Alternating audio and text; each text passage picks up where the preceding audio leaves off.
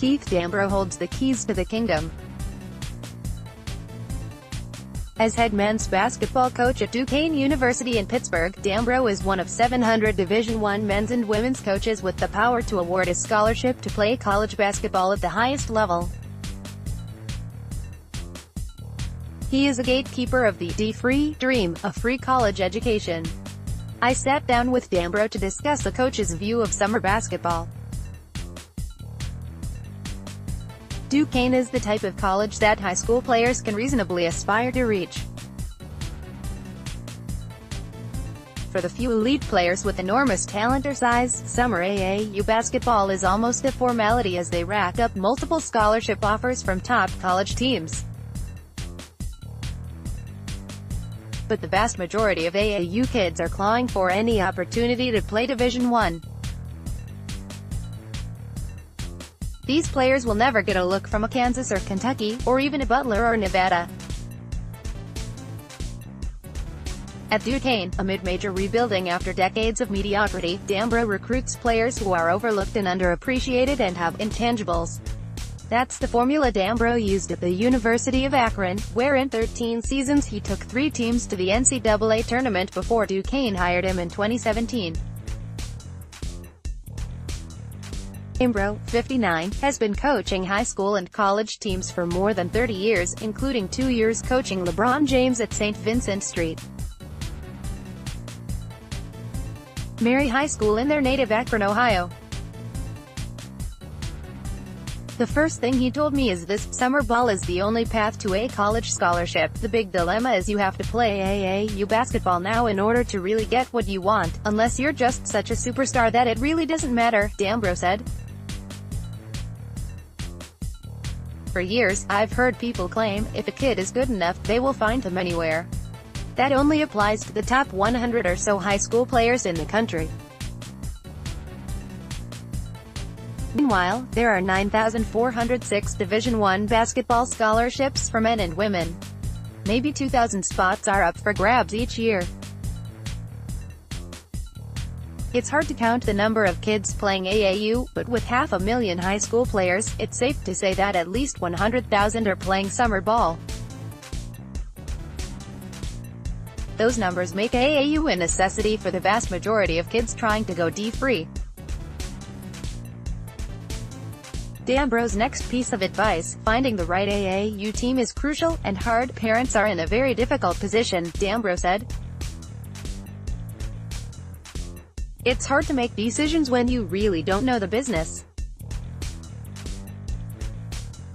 There's a lot of good players that if they're in the wrong AAU program, they can get overlooked.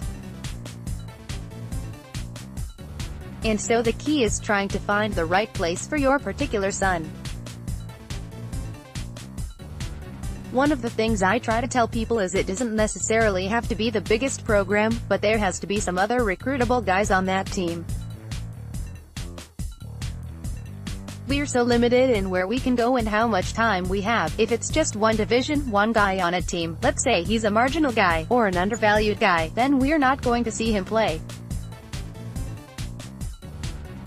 I think you have to have at least 2 legitimate Division I guys with your particular son.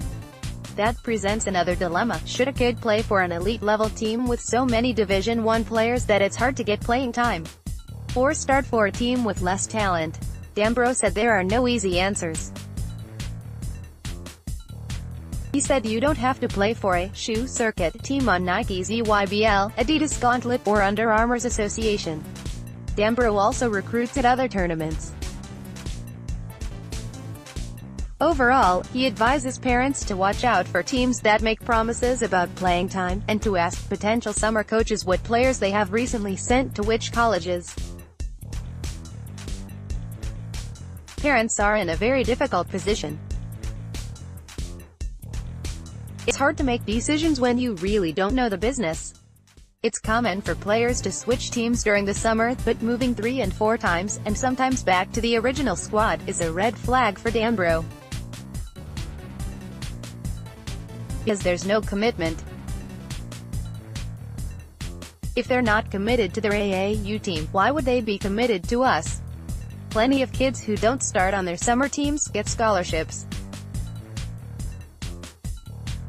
At Akron, Dambrot knew he couldn't sign players who were getting recruited by the likes of Ohio State or Michigan. So he went to the top tournaments and recruited the first kids off the bench. Once a player actually catches Dambrot's eye, what's he looking for? A T. If we're ever going to win at Duquesne, it's going to be all intangible based, Dambrot said. Guys that just have it. What exactly is it? It is, somehow, their team always wins. It is, somehow, they always get the loose ball. They're always talking, making the right play, just ingredients that make guys winners.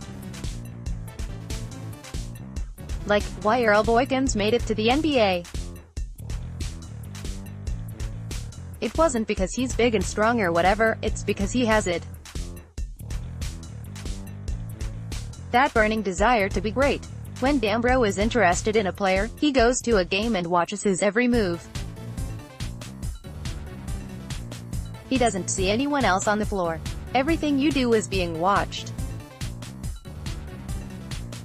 So, for instance, a guy that has a good reputation leaves the game, doesn't play very well, and then he's got a bad attitude coming off the floor. That's a red flag. You'd be surprised what diving for a loose ball or taking the charge or playing with emotion or opening your mouth can do for you, because that's probably the biggest change that I've seen in basketball is these kids don't communicate. When you see somebody that has some leadership, and can talk, and points out people, you've got to recruit him. It's a skill. It's just as important as that jump shot in a lot of ways. Then the last thing probably would be scoring. People think they have to score to be good, and I've talked to LeBron a lot about this. He said, "Coach, there's 12 really great players in this league, and the rest are all role players. And when they try to do something they can't do, they look worse than what they really are and they're out of the league. It's the same thing with these kids," Dambrot said. They try to do things they're not capable of, and they make themselves look worse than they really are. So just stay within yourself and understand that it's not all about scoring. It's about just being a good player, which can be tough for most parents to evaluate. Here is Dambrot's most important advice for them: be realistic about your kid's ability. Averaging 20 points per game in high school doesn't mean a kid is headed to Villanova. Being able to dunk doesn't mean he's Division I, but many parents have overblown dreams, especially those who didn't play basketball themselves. AAU coaches and trainers, meanwhile, are known for overhyping kids because they want to make money off the parents. First and foremost, the first lesson is be objective about where your son or daughter is, Dambrot said. How good a player are they really? Or are you just operating with blinders on? One good measure of college potential is how a player performs against others with scholarship offers. Another is to seek evaluations from knowledgeable observers with nothing to gain, like a high school coach or a neutral parent. It also helps to understand the different levels of college basketball. High majors, or teams in the Power 5 conferences, SEC, Big 12, Pac-12, Big 10, that compete for national championships. There are a range of mid-major schools. Duquesne, for example, plays in the Atlantic 10 Conference, which ESPN ranked 9th out of 32 leagues last season and has 11 former players currently in the NBA plus dozens more overseas.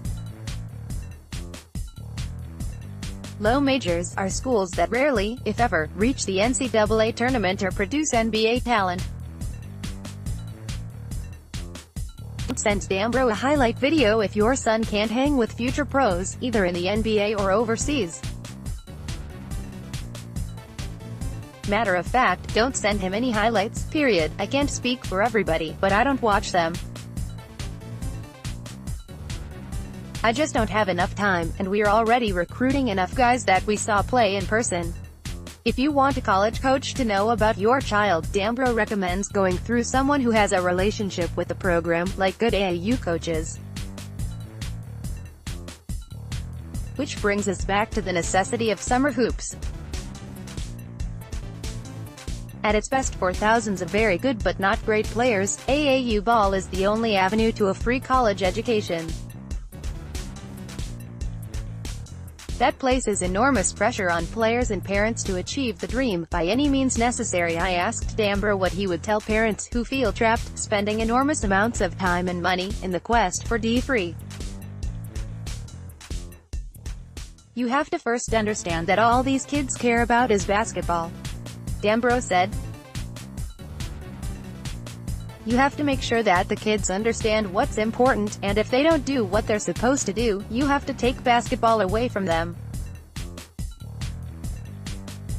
If they're drinking, they're smoking, they're not doing their classwork, they're messing around with girls, you have to take what hurts. You have to parent them. And if the player is doing the right things off the court, you have to give them every opportunity, said the coach with the key to the dream. Because it's that important to them.